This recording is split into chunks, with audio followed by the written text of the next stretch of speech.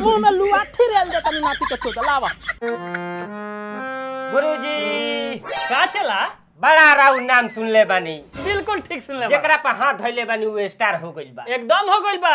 पवन सिंह खेसारी ई केकरा वजह से हिट भइल बलो? अच्छा केकरा गाना से? केकरा गाना से? हमरा गाना। अरे गुरुजी एगो हमरो खातिर लिख दी कि स्टार हो जाई। हो गइल। हो गई लिखा गइल। लिखा गई लिखा गइल। हां हां लेकिन ये ना होई। केंगन होई? खर्चा लगी। खर्चा लगी? खर्चा लगी। ए त हमर माई का ना दिन रात खाती बिया जी। अच्छा चली हम अपना माई से मांगतानी। चलो अबे हमर माई दे दी खट से निकाल के। चलो चलो चलो आई गुरुजी। चलो। प्रभु आप बसे का भल गुरुजी? ई के गावता? ई त हमर माई गावतिया पूजा करतिया। यही धुनवा पता लिखले बानी गानवा।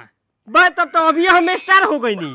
करिए ना आग लगा दिया गम। आई पैसा मांग लेता नहीं हम। चलो मेरी उम्र बीत गई गोकुल माई में। हाँ आवत तनी। ए माई का है बाबू? माई हमरा के 5000 रुपया दे। 5000 रुपया का करबो हो? माई हम गाना गाएब। गाना गइबो? हां आ कौन गाना बाबू? गुरुजी हमर सिखैनी है गाना। गुरुजी जी माई कौन गाना जी? गाना सुनावा चला। आइला त मुहावा मारी के जा पतई पर पानी झारी के जा। गुरुजी लिखनी है। हां हमरा गुरुजी लिखनी है। नाती को ऐसन गुरुजी